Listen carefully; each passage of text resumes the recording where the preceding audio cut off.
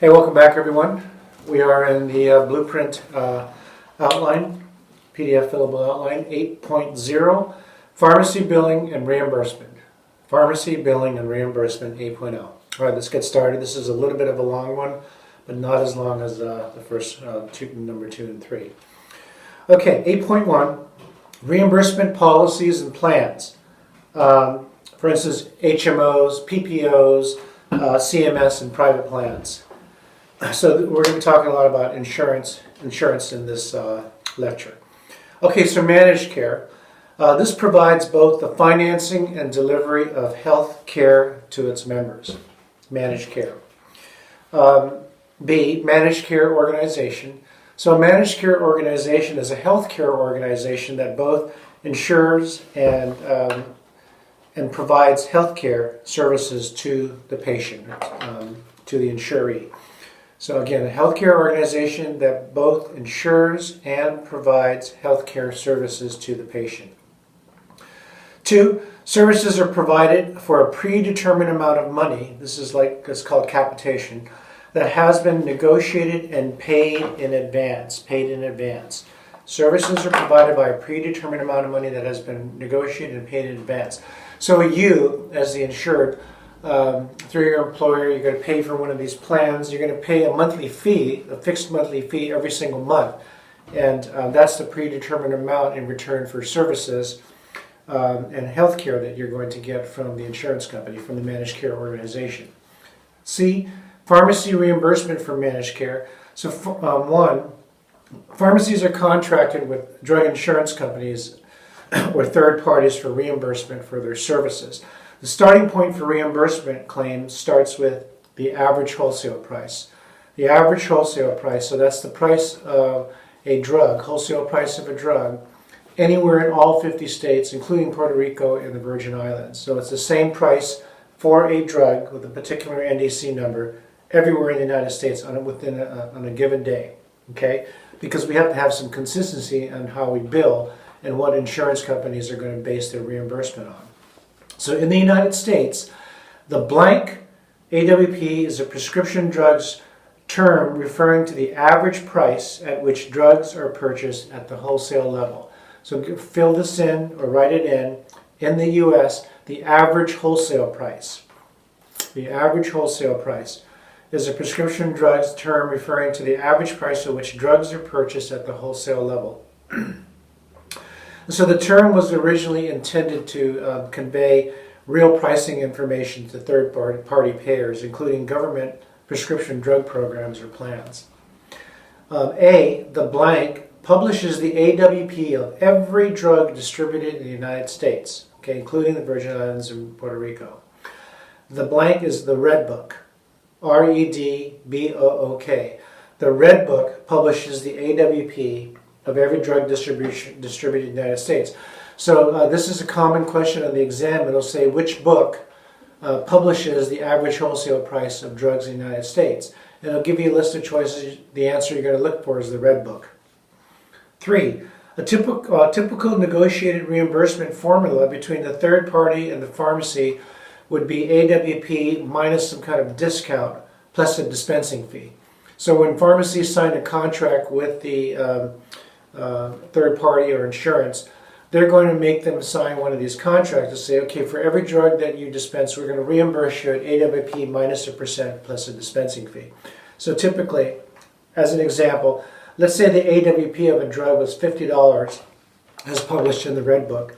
And so the negotiated reimbursement for the insurance would be something like AWP minus 12% plus $2.50 for a dispensing fee. The difference between AWP and the net cost of a drug, the actual cost, is about 10 to 15%. The AWP spread between the net cost and AWP is about 10 to 15% for brand drugs or proprietary drugs. And it can be much higher for generic drugs between the net cost and the AWP for generic drugs. That's why pharmacies want to dispense generics wherever possible, because their gross margin or profit margin is higher. The spread between the AWP of a generic drug and its and its net costs can be as high as up to 50 to 60%.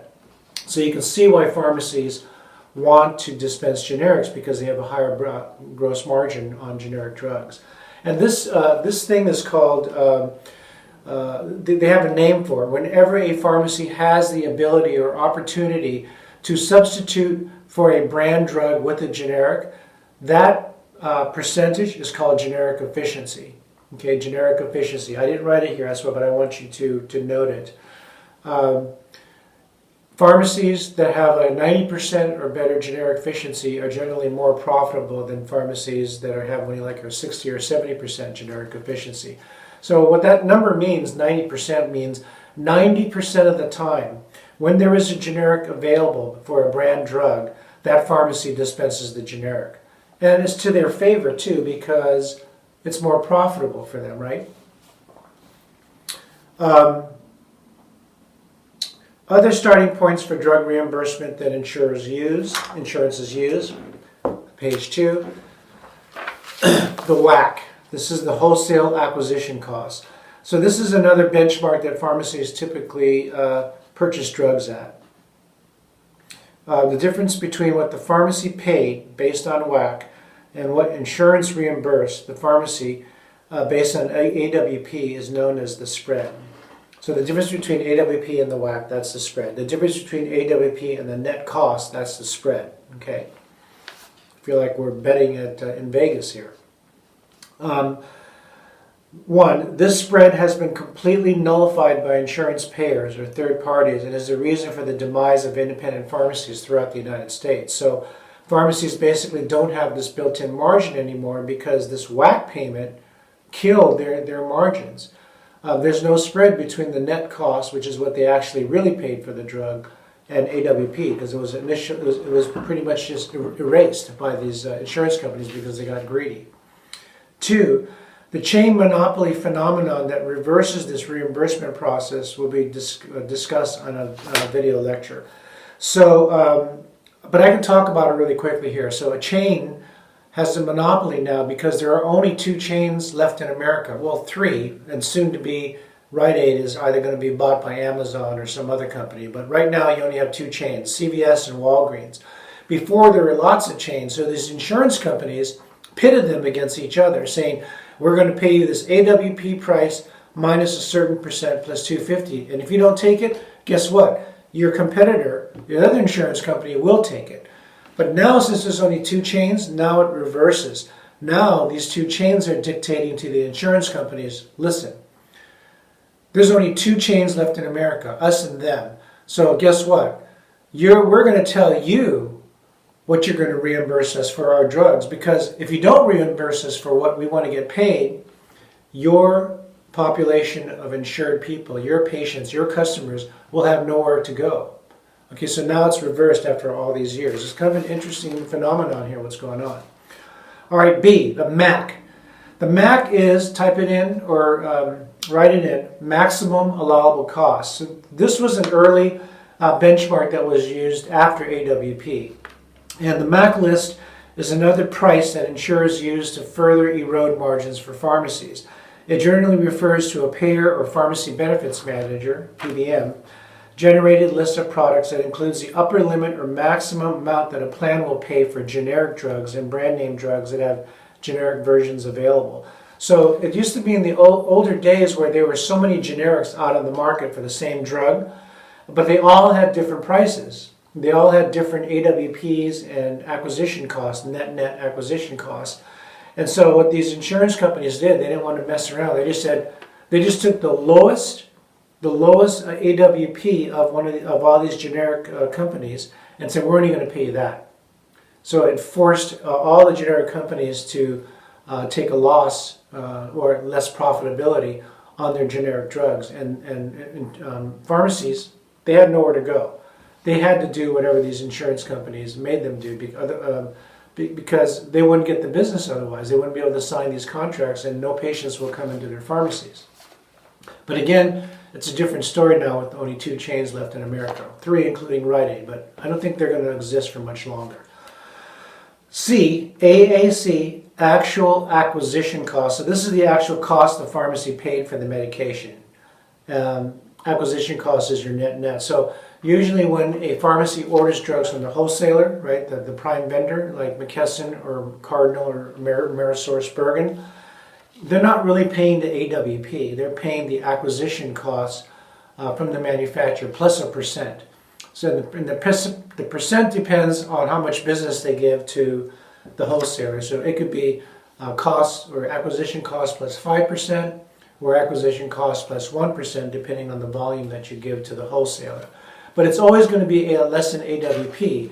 Even if it's acquisition cost plus 5%, it's still less than AWP because remember, the spread between AWP and acquisition costs is at least 10 to 15% just for brand drugs and even higher for generic drugs.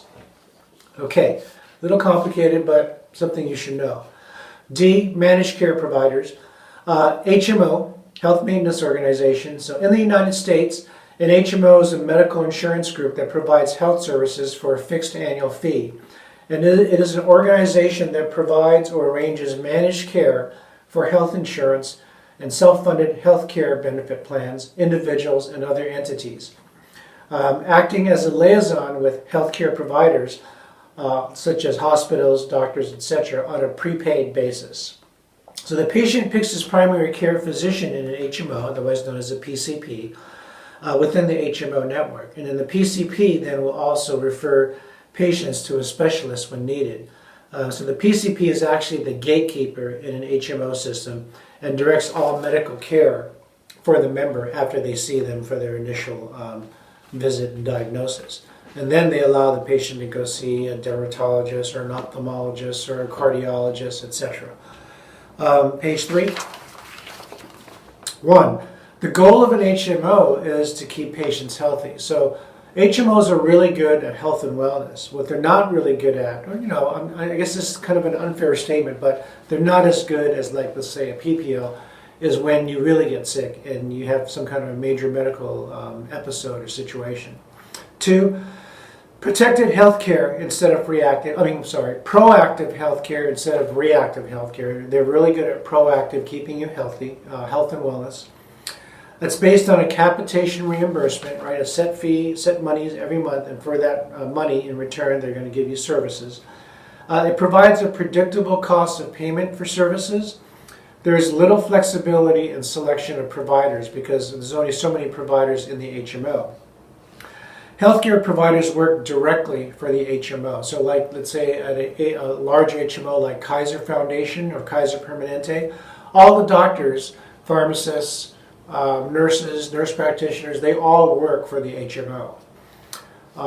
Small copays and usually no deductibles with HMOs, although now they're starting to incorporate deductibles because health insurance in general is just getting out of hand. It's out of hand, out of control in the United States. We need to have a single payer program like Medicare. We need to be a socialist country like the Scandinavian countries and get free health care like them. And then low premiums, they're usually lower premiums. B, large HMOs in the U.S. include Kaiser Permanente, Blue Cross Blue Shield, Anthem, HealthNet, Aetna, Humana, and Cigna. So Kaiser is in a class by itself. They're their own beast or behemoth or monster, whatever you want to call them, because they are also their own insurance company.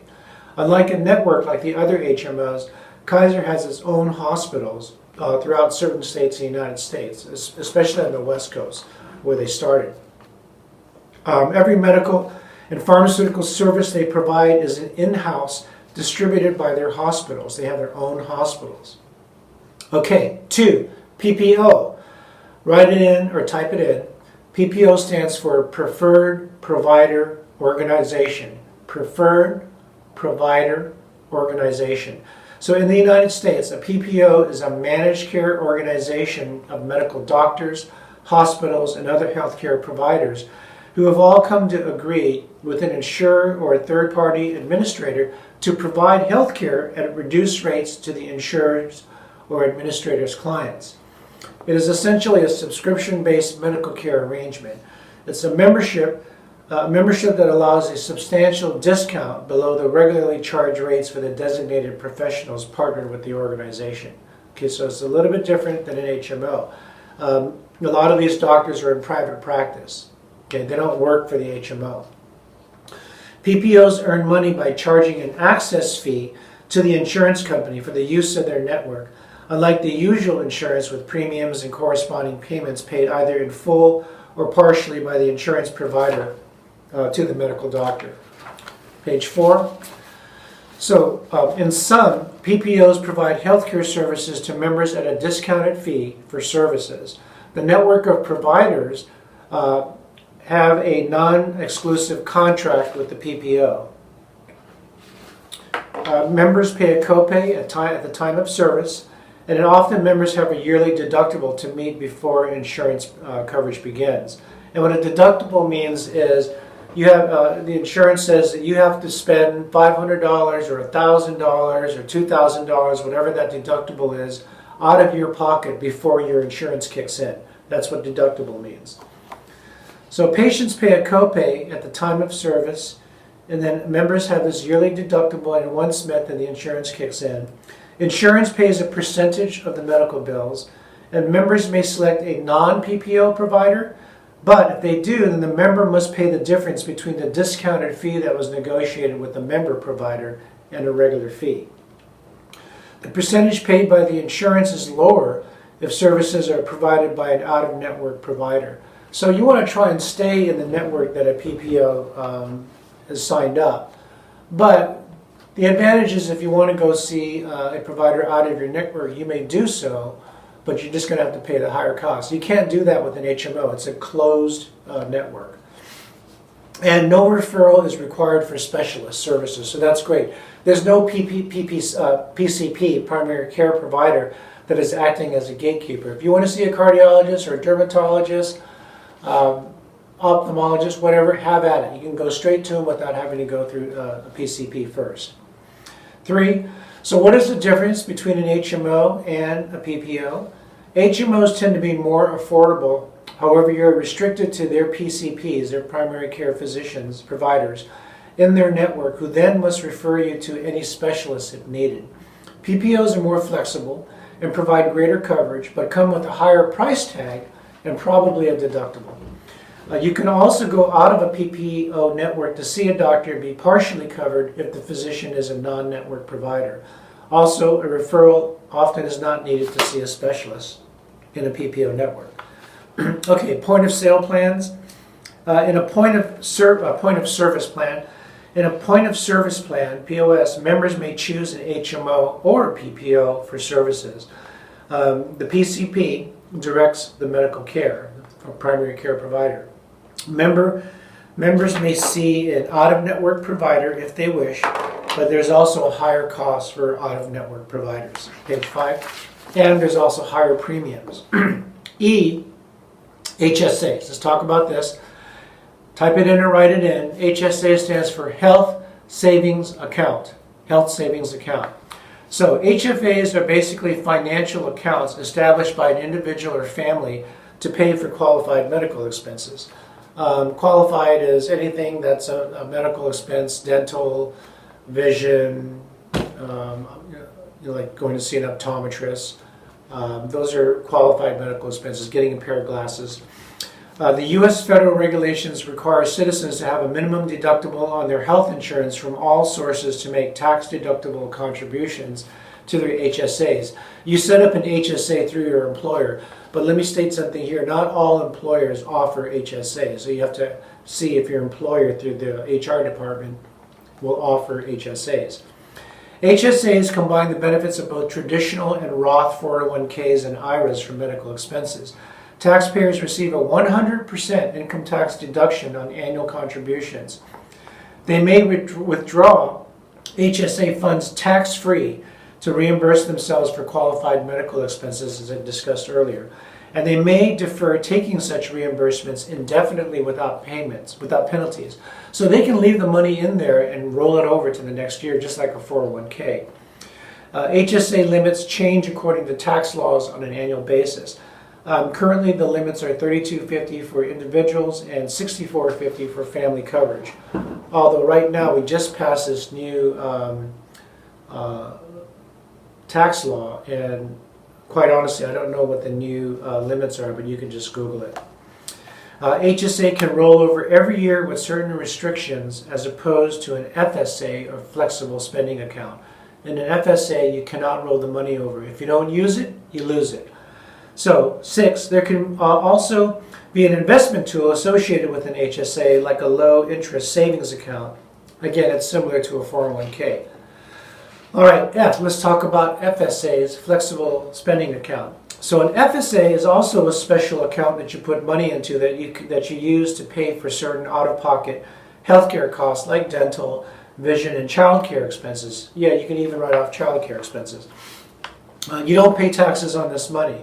So this means you'll save an amount equal to the taxes you would have paid on the amount you set aside. However, the disadvantage is that FSAs cannot be rolled over to the next year and must be used by the end of the year. So you really have to pay attention to your FSA account if you have one established through your employer, because they're going to take the money out tax-free. So always plan to use up all your money in your FSA account before the end of the year, because if you don't, poof, it disappears. You'll never see it again.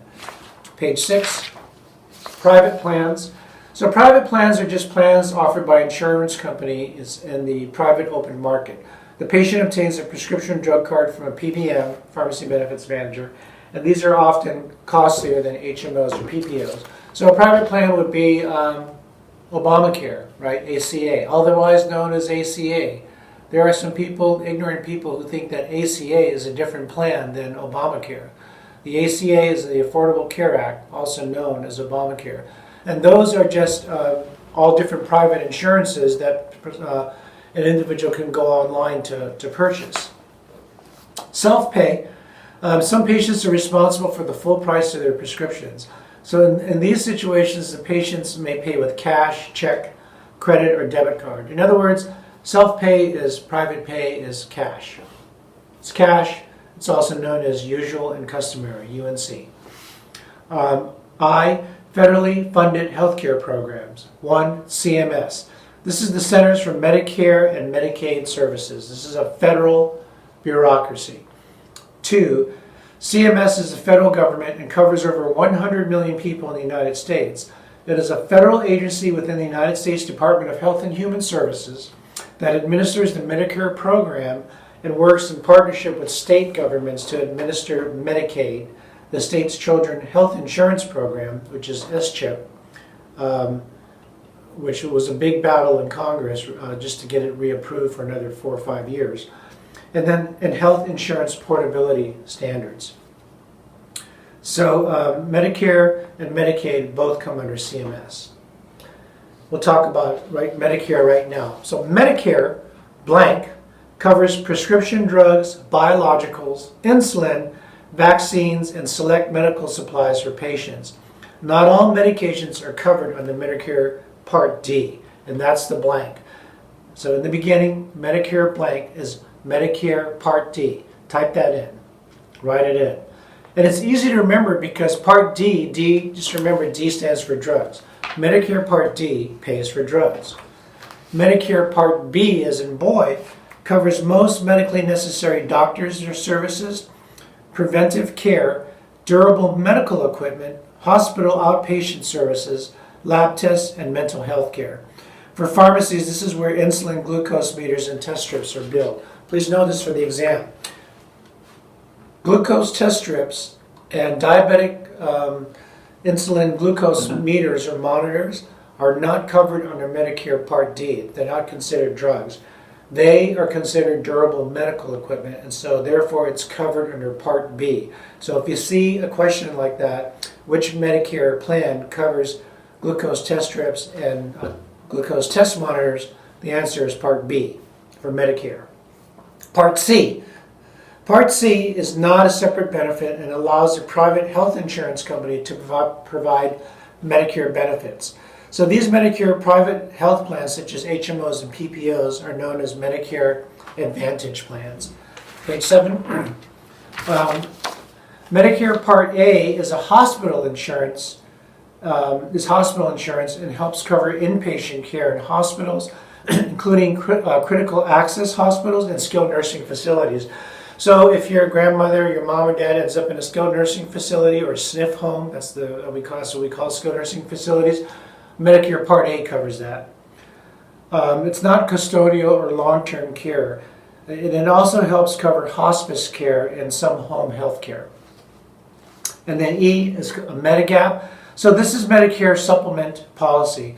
It's an additional policy that covers the gaps in the original Medicare program. So Medigap is like you can buy additional insurance when you fall into the donut hole in your Medicare plan. So a tip, just know Medicare is Part D and B for the PTCE.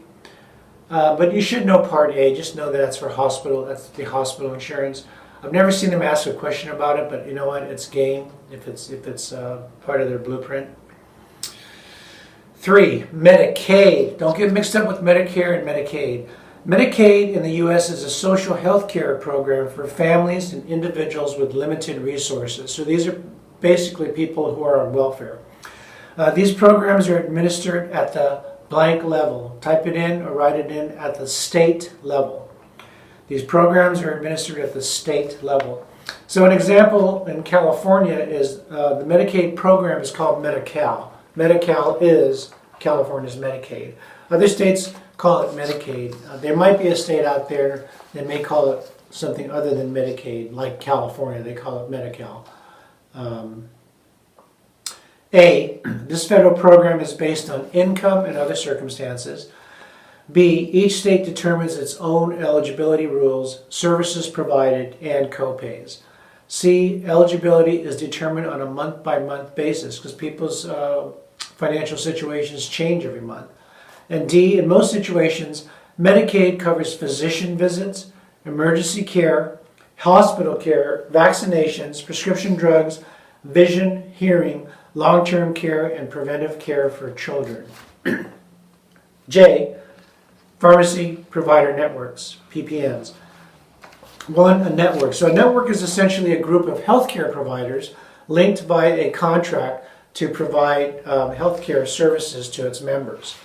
2, community pharmacy network. These consist of both chains and independent pharmacies and may be either an open, like any community pharmacy may participate, or closed. Only select community pharmacies may participate. 3, in-house network. Let's go to page 8. In-house network. A, this is a pharmacy owned by an HMO. For instance, Kaiser, they have their own in-house pharmacy. Okay, that would be an example. B, normally it's located in the HMO facility, or like in Kaiser's case, is located in their hospitals. C, provides pharmacy services only for members of the network. An example of this is Kaiser. I'm just using Kaiser because it's the easiest example. Their pharmacy services sit under the Kaiser Foundation plan and only services just their members. They don't service out people from outside who come off of the street. 4, mail order pharmacy network. So a mail order pharmacy owned and operated by a managed care organization. Members obtain their filled prescriptions through the mail. In some situations, members may be eligible to obtain prescriptions from a community pharmacy. Only chronic meds or maintenance type drugs, diabetes medications, blood pressure medications, heart medications, only chronic meds that have refills can be filled at mail order pharmacies. Because think about it, you can't fill an acute drug, you can't fill an antibiotic or a pain med that you need right now. You still got to wait for it to come in the mail. Obviously, for logistical reasons, an acute medication like an antibiotic will have to be filled at a community retail pharmacy. 5, physician dispensing network. This is not that important, but we'll talk about it, that you won't be tested. These are physicians who dispense medications from their offices. How dare they? They are very limited in dispensing meds because of the large inventory required by a pharmacy. There are now pilot vending machines that actually dispense drugs in these doctors' offices. K, formulary usage in managed care. I think we talked about formularies, but we're going to talk about it here. So a blank, write it in or type it in, a formulary, F-O-R-M-U-L-A-R-Y, is a list of medications approved for use or reimbursement under a prescription plan. It also pertains to a list of drugs that a hospital uses and is determined by the hospital's Pharmacy and Therapeutics Committee, the P&T of that hospital. So every drug insurance company has their own formulary. This is a list of drugs that only that insurance company will pay for. And the way they determine it is that the insurance companies also have their own P&T committee. These P&T committees are very powerful. The reason why they're very powerful is because they determine which drugs that the hospital or the insurance companies are going to use. So if you're a drug manufacturer, you could get left out. And so there's a lot of, under the table stuff that's going on here with influencing people on the P&T committee. 2, each managed care organization determines its own formulary to be used. And 3, it is used to control prescription costs. Page 9. Open formulary. So this includes a variety of several medications in each therapeutic classification. In addition, multiple tiers of pricing may be used. In a multiple tier system, there will be a distinct price for branded drugs, generic drugs, lifestyle drugs like cosmetic drugs, and drugs not covered by the formulary. So an open formulary is open. There's more drugs that are going to be on the list that will be covered or used by the hospital. 5, closed formulary. This is the most common type. This is a very limited number of drugs available with a limited number of medications available in each therapeutic classification. In some situations, an entire drug classification may not be available. However, an exception process is in place, which is called prior authorization. Restricted formulary. So this is a selective, limited, partially closed formulary in which some non-formulary medications are available, and an exception process does occur. 7, formulary exception process. So this is a process that allows the right to use select non-formulary and formulary medications to be dispensed. There's a formulary override. So it's a process that requires a physician to request approval, prior auth, to prescribe a non-formulary medication and to document the reason for the medication. Like the doctor already used his other medications and they failed, or the patient gets sick on this medication, therefore he needs the one that's not in the formulary, etc. You get my drift. The prior authorization process. So this is to obtain authorization to use select non-formulary drugs that require the physician to request and document the reason why the medication is needed. So again, for the same reasons, right? The ones that I prescribed that were on formulary didn't work, it failed, or the patient had an allergy, whatever. There's several reasons for a prior reason. L, online adjudication. So anytime you push the button to fill the prescription and you're in a retail pharmacy or in a skilled nursing facility, it goes to the insurance company for adjudication. So this is the process by which a pharmacy submits prescription claims to the insurance company electronically to a third-party provider when filling a prescription to ensure accurate co-payments and timely payment. Online adjudication provides an immediate response from Medicare Part D, Medicaid, and other insurance providers. It provides coverage information, reimbursement rates, and co-pays. And in addition, it allows the pharmacy to verify a patient's eligibility and to determine the plan name, patient identification, and group number. So that's online adjudication. You do it by a computer, you send off the information to the third-party administrator or insurance, and then they spit back the information. This is the copay, or this is not covered, or this patient is not covered. So you'll know right away as soon as you submit the claim online adjudication. Okay, number 10, page 10, number 2 above. All pharmacies must possess a National Provider Identifier, NPI. Also, all physicians and all other providers, dentists, nurse practitioners, physician assistants, they all must have their own NPI, National Provider Identifier, including the pharmacies. So this is, which is a unique number assigned to healthcare providers to transmit health information according to the Health Insurance Portability and Accountability Act, or if you remember, HIPAA. M, prescription processing, claims processing. 1, information contained on a prescription drug card.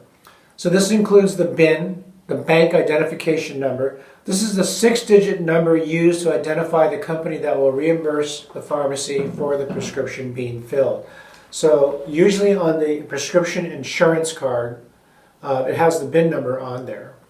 And so in case you don't know, you've never heard of the insurance company, then you just look for the BIN number and you can search the BIN number in the computer system, pharmacist's computer system, and it will tell you what insurance it is.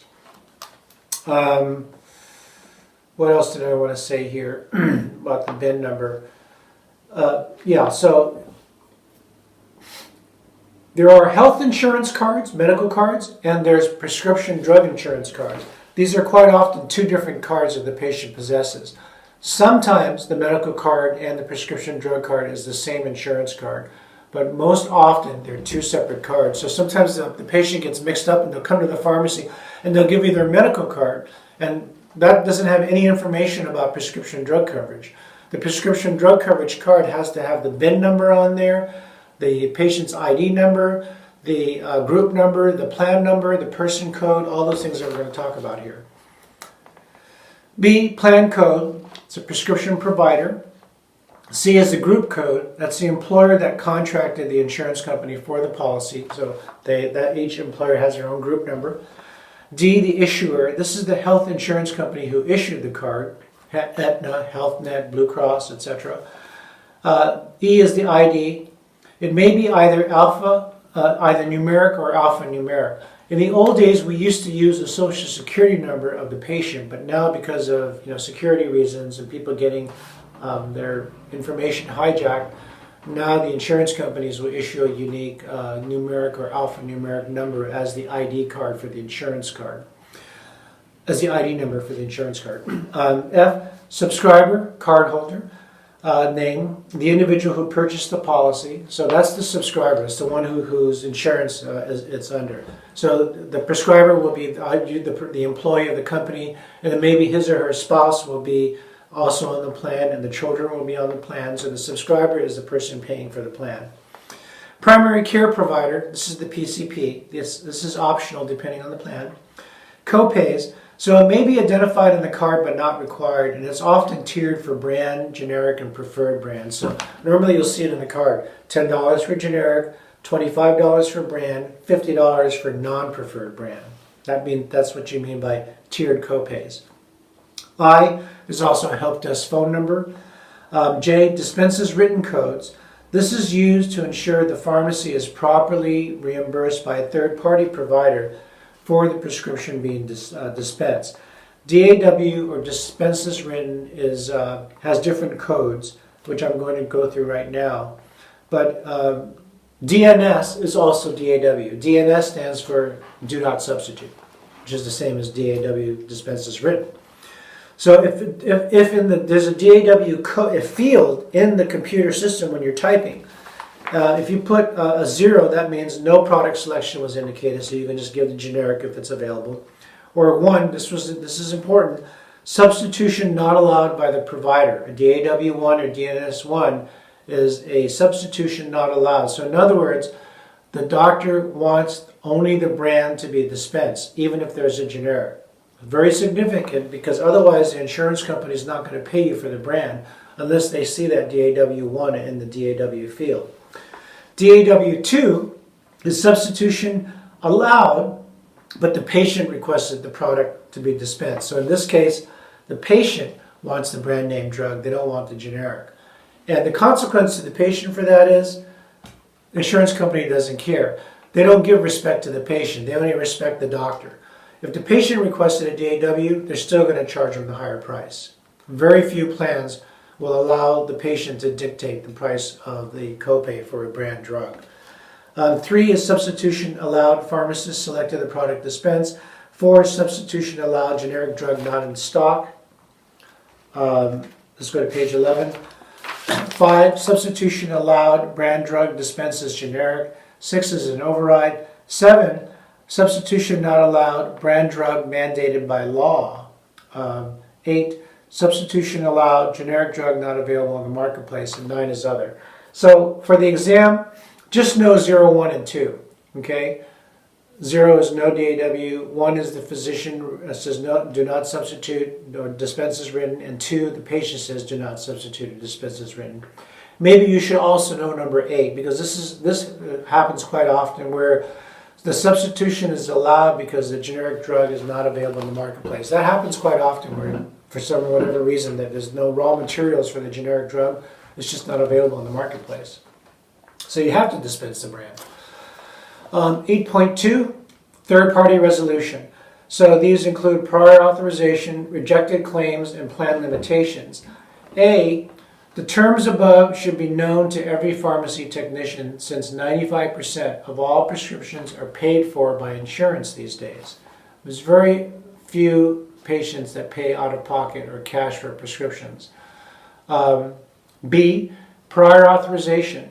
So the prior authorization process for drug insurance companies, third-party administrators, and pharmacy benefits managers, PBMs, are all similar.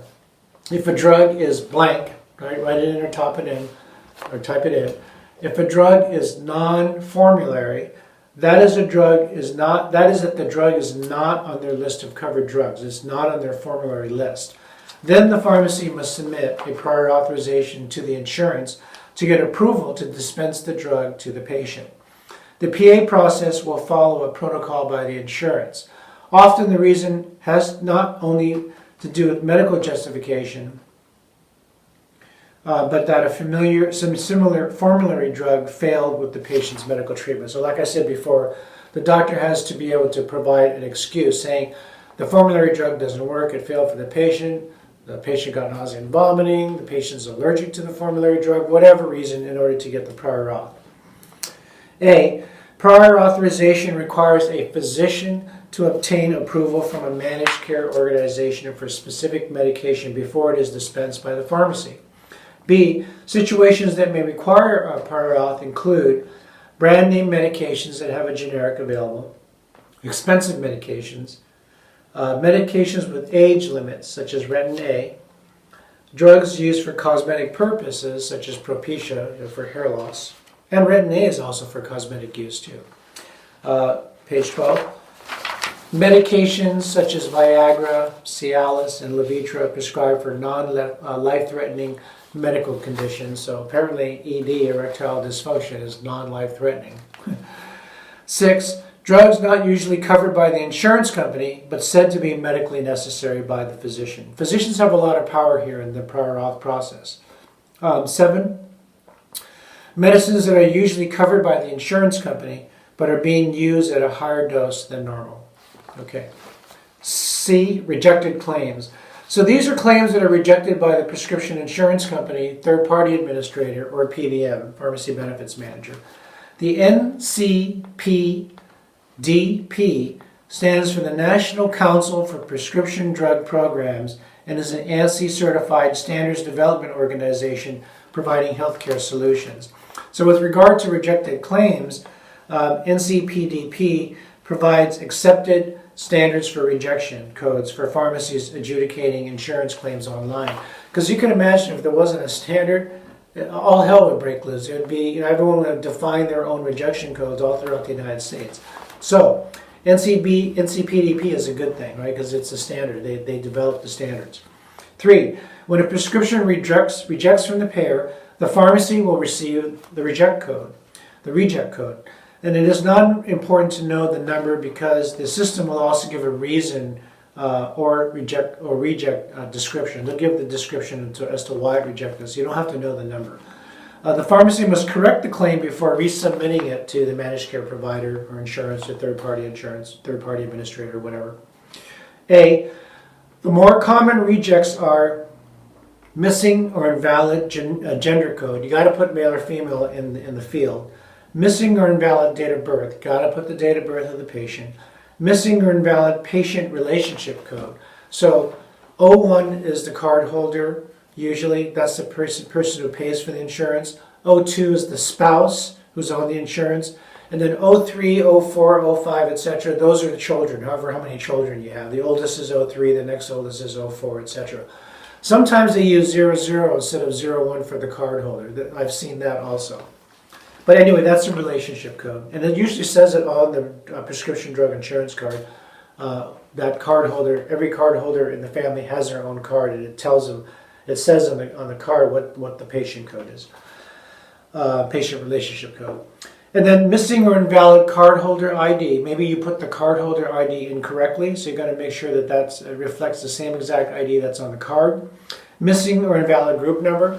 Most insurances need the group number to bill for the prescription drug. So, and it says the group number is on the card. It says it right there. Or the patient is not covered; their insurance expired. Or missing or invalid version number. Page 13. Or missing or invalid transaction code. The missing DEA number by the physician. Remember that the physicians for DEA numbers are very unique. It's a unique identifier for them. Missing or invalid pharmacy number. Pharmacies have what's called an NABP number, so it has to have that. Missing or invalid BIN. Remember the 6-digit number, bank identification number has to be processed. Missing or invalid dispenses written. So maybe you forgot to put 0, 1, or 2. You have to put something in the DAW field. Missing or invalid prescriber ID. So maybe the prescriber has a special ID that the insurance company wants. Or, maybe it's their NPI number. Remember NPI numbers? And then missing or invalid unit of measure. You got the wrong measurement in there. Everything is billed by metric quantity. All right, D, plan limitations. So plan limitations are intended to control drug use and reduce drug costs, and is also a method of determining plan savings. So plan limits rejections occur when the claim is beyond the patient's plan requirements for the drug. And this is called prescription limitations and could include A, the claim exceeds the day's limit. For example, trying to exceed a 90-day supply when the patient's plan only covers 30 days, right? Let's say the SIG was 1 a day and the insurance only covers 30 days, so you can only give 30 tablets or capsules. If you try to bill for 60 or 90, you're going to get a reject for day's limit, exceeding the day's limit. B, the patient's insurance requires that the patient receive their chronic meds through mail order. That's a bummer. After the first 2 fills at the local pharmacy. So if they try and fill a chronic med the 3rd time, the insurance wants to save money and they're going to force the patient to go through mail order. I don't think that's right. I think the patient really should have a right as to where they fill their prescriptions. C, drug benefit limitations is a dollar amount. It has a maximum amount that can be spent at one time on a prescription. Another limitation is maximum number of prescriptions that can be dispensed to a member over a period of time, normally monthly. So, for instance, like Viagra, they'll only pay for 4 tablets a month, one time. And they won't pay for any more than 4. I'm just like saying for one insurance company, it may be that kind of plan limitation. All right, 3, the Medicare donut hole. So, most Medicare drug plans have a coverage gap. And we say the patient has fallen into this donut hole. And this means that there's a temporary limit on what the drug plan will cover for drugs. Page 14. B. So if the patient has gone past their limit, in other words, Medicare says, we're only going to cover $2,000 for your drugs for the whole year. And after $2,001, you fall into this donut hole. Hey, rah-rah, too bad for you. Now you're going to have to pay cash out of pocket for your prescriptions till the end of the year. So there is insurance available to cover the donut hole, to cover them when they enter the donut hole. And this is called Medigap. So C, the coverage gap begins after the patient and their drug plan have spent a certain amount for covered drugs. And then this amount changes from year to year. And so they could buy the donut hole coverage or Medigap to cover them once they fall into the donut hole. In certain states like California, Medicaid institutes a 6 prescription per month limit for the patient, otherwise known as Medi-Cal. Medi-Cal institutes the 6 prescription limit. And once they go past 6 prescriptions, then a prior authorization process must be employed to get coverage for the patient until the end of the month. 8.3, third-party reimbursement systems, for example, PBMs, Pharmacy Benefits Manager, medication assistance programs, coupons, and self-pay. All right, A, what is a Pharmacy Benefits Manager or PBM? PBMs focus on pharmacy services provided under a healthcare plan and contracts with an insurer to provide prescription drugs to members, usually through community pharmacies. A PBM is a third-party administrator. That's all they are. They're a third-party administrator of prescription drug programs for commercial health plans, self-insured employer plans, Medicare Part D, the Federal Employees Health Benefits Program, and state government employee plans. They are primarily responsible for developing and maintaining the formulary, contracting with pharmacies, negotiating discounts and rebates with drug manufacturers, and process and paying prescription drug claims. As of 2016, PBMs manage pharmacy benefits for 266 million Americans who have health insurance from a variety of sponsors, including commercial health plans, self-insured employer plans, union plans, managed Medicaid plans, and others. What else did I want to say about this, about PBMs? Okay, so it covers a lot of people. So like Walgreens, they have their own PBM. CVS has their own PBM. It's called Caremark. You probably heard of it. Rite Aid has their own PBM. It's called Envision. And so these chain pharmacies are now starting to have their own PBMs. It makes them more competitive. 3, the terms PBM and third-party administrator are used interchangeably along with prescription insurance. However, that's not totally accurate, right? Page 15, what do PBMs do? So PBMs theoretically reduce prescription drug costs and improve convenience and safety for consumers, employers, unions, and government programs. How do PBMs reduce drug costs? They offer Amazon-style home delivery of medications like mail order and create select networks of more affordable pharmacies. They encourage the use of generics and more affordable brand medications. They're actively managing these formularies. They negotiate rebates from drug manufacturers and discounts from drugstores. They manage high-cost specialty medications like AIDS drugs or a lot of the biomed drugs. And they reduce waste and improve adherence. B, Medication Assistance Program. Medication assistance programs are also known as prescription assistance programs. So these are programs sponsored by the drug companies, states, doctors, patient advocacy organizations, and civic groups. And it helps low-income, uninsured patients to get free or low-cost brand name medications that they need in order to sustain life in some situations. Typically, a patient will fill out an application for a drug that they need, that they desperately need, and send it to the drug company who makes the drug. The drug company then reviews the application and determines if the patient fulfills the requirements, their protocol, to receive the drug free or at a substantial reduction in price. The patient's doctor provides the information about the patient's disease and prescription requirements. So these are medication assistance programs. C, coupons. Sometimes it's just a coupon. Coupons are typically distributed by drug manufacturers to help defer the cost of the medication to the patient, or they want to introduce their drug to the patient. So that's couponing, just like anything else that you get coupons for. Page 16 at the top. 2, some drug manufacturers provide coupons for specific drug products to physicians. So this is an incentive for physicians. The physician distributes these coupons to patients when they receive new prescriptions. 3, the coupon is for the original filling of just the new prescription, not for refills usually.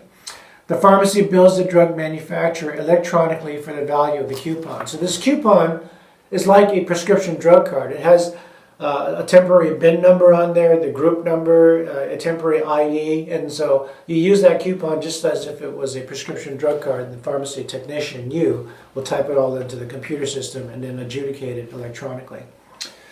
So the pharmacy bills the drug manufacturer electronically for the value of the coupon. The value of the coupon is deducted from what the patient is responsible for paying. So it could be anywhere from just the percentage to the complete cost of the drug. 6, in situations when a patient has a third-party prescription plan, The value of the coupon is deducted from the cost of the prescription being billed to the insurance provider. D, self-pay. Self-pay is a cash-paying patient or customer. These are dinosaurs, right? Probably 90 to 95% now of patients who get prescription drugs are covered by some kind of insurance. It used to be that 95% of people paid cash for their prescription drugs, and then they would fill out a claim form and send it to their insurance companies. But it's not like that anymore. These patients either typically do not have prescription insurance or pay for the drug up front and then submit a reimbursement form to their insurance company. But those are rare. Self-pay is also known as cash-paying customers or private pay customers, and the price of the prescription is determined by the pharmacy's usual and customary price for a cash prescription. So let's get this right now. Self-pay is the same as a cash pay patient, is the same as a private pay patient, is the same as UNC. UNC is the usual and customary price that a pharmacy will charge. Again, private pay, cash, self-pay, UNC, all the same name for the same type of patient. The formula to calculate a price for cash is usually AWP. There's no discount, right? Because the pharmacy wants to maximize their profit. So it's just the average wholesale price plus some kind of dispensing fee. B, the UNC term is interchangeable with cash or private pay, just like I said. And so know this. Sometimes the question of the exam will say, what kind of plan is a UNC? And it'll give you choices. It's a third-party insurance. It's a federally funded insurance. Look for the one that just says cash or private pay. E, deductibles. So a predetermined amount of money, I already talked about this, that must be spent on prescriptions or even health care in general before copayment begins. So every insurance, especially if they're PPOs, have different levels of deductibles. So let's say if it's a $1,000 deductible, it means you got to spend $1,000 on your health care before the insurance kicks in. But not all prescription plans have deductibles. Usually PPOs do, though, and now some HMOs do, even Kaiser. 5, types of copayments. There's a fixed copayment. So this is a fixed or predetermined dollar amount per prescription filled. So remember it says on the card, $10 for generic, $25 for brand, $50 for non-preferred brand. That's a fixed payment. Or it could be a percentage copayment. Those are rare, but you still see those. And that's a predetermined fixed percentage of the cost of the prescription. So they'll pay a 10% copay, 20% copay, whatever the plan says. All right, let me get a sip here. I'm losing my voice. All right, 3, variable copayment. So a variable or a different payment based on the type of drug being dispensed. Examples of classifications used include generic drug, preferred brand name drug, non-preferred brand name drug, and lifestyle drug. Variable copayments encourage use of generic drugs and formulary drugs and provides greater access to the drugs for the member, but it makes them responsible for higher copays. So this in effect lowers the cost of prescription drug benefit to the employer and shifts more of the burden of drug cost to the member or patient. So it wants to give them a little bit of incentive to try and pay for the lower cost generic drugs. Okay, 8.4, insurance reimbursement systems. These include home health, long-term care, and home infusion. So the healthcare reimbursement system is an extremely complex framework. Even President Trump said that he never knew healthcare was that complicated. It's an extremely complex framework of obtaining payment for services. One of the most problematic issues is that the rules of governing healthcare reimbursement change frequently, almost daily it seems like, with government payers sometimes changing on a day-to-day basis.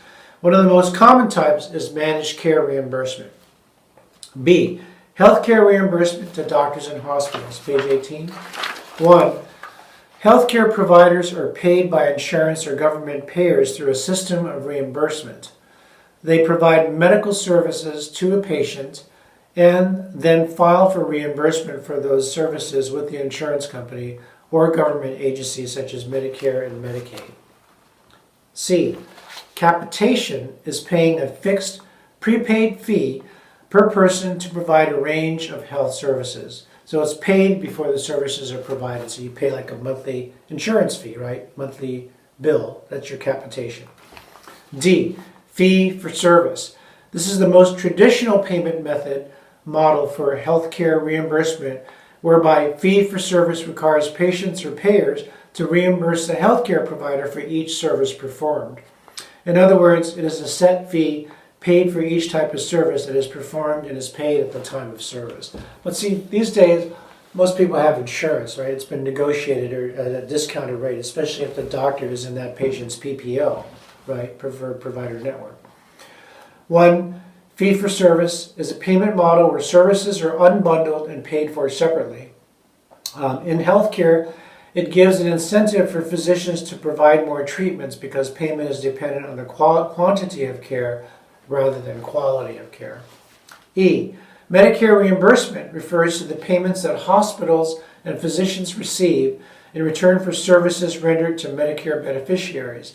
The reimbursement rates for these services are set by Medicare and are typically less or discounted than the amount billed or the amount that a private insurance company would pay. 4, home health care. So home health care is basically that. You're taken care of at home in the comfort of your own home. Home health care is a wide range of health care services that can be given in a patient's home for illness or injury. Usually it might be like a cancer patient, right? Home health care is usually less expensive, more convenient, and just as effective as care you get in a hospital skilled nursing facility. So usually there is a nurse or a hospice care unit that comes to the house to see how you're doing and help take care of you. Page 19. A, Medicare doesn't cover home health care service, aid services unless you're also getting skilled care like nursing care or other physical therapy. And remember that was covered under Medicare Part A. So it usually doesn't, remember, it doesn't cover home health care services unless you're also getting skilled care, skilled nursing or physical therapy, occupational therapy, or speech language pathology services from the home health care agency. Home health care is provided by licensed healthcare professionals like a nurse. G, long-term care, LTC. Long-term care is a range of services and support for a patient's personal care needs. Most long-term care isn't medical, but rather help with basic personal tasks of everyday life, sometimes called activities of daily living. Long-term care insurance policies typically cover basic daily needs over an extended period, while health care insurance or Medicare helps pay for immediate medical expenses, say a surgeon's bill. Long-term care insurance helps people cope with the cost of chronic illnesses, such as Alzheimer's disease or various other types of disabilities. 3, Medicare by itself pays for a limited amount of long-term supportive services. Medicare covers up to 100 days of care in a nursing home or skilled nursing facility, SNF home, after you have spent 3 days in the hospital and as long as the patient needs skilled care. So that's the rule. They have to spend 3 days in the hospital, and after they do, then their Medicare insurance will cover up to 100 days of care in a nursing home. After that, the patient has to fit the bill. H, home infusion. So this is basically IVs at home rather than in a skilled nursing facility or in the hospital. So infusion therapy, intravenous, is when medication is delivered through a needle or catheter into a vein. Home infusion therapy is when a patient receives this therapy outside the hospital or clinical setting. Okay, page 20, the last page, 2 above. Medicare does pay for infusion drugs provided in the home, but the fact is due to gaps in coverage for the medically necessary services, supplies, and equipment used in the provision of infusion therapy. Most Medicare beneficiaries simply do not have access to the drugs in the home setting. They run out of insurance too quickly because it's expensive to have a home infusion therapy. And at 8.5, coordination of benefits. Basically what this means is it allows plans that provide health and or prescription coverage for a person with Medicare to determine their respective payment responsibilities. For instance, it determines which insurance plan has the primary responsibility and the extent to which other plans will contribute when the primary is utilized to the maximum amount. In other words, it's just finding out which insurance is batting first, which one's batting second. When the insurance is batting first, when that insurance runs out, then the second insurance will come to play, or what's called supplemental insurance. In other words, the process by which a health insurance company determines if it should be the primary or secondary payer of medical claims for a patient who has coverage from more than one health insurance policy. And finally, if a patient has Medicare and other health insurance or coverage, each type of coverage is called a payer.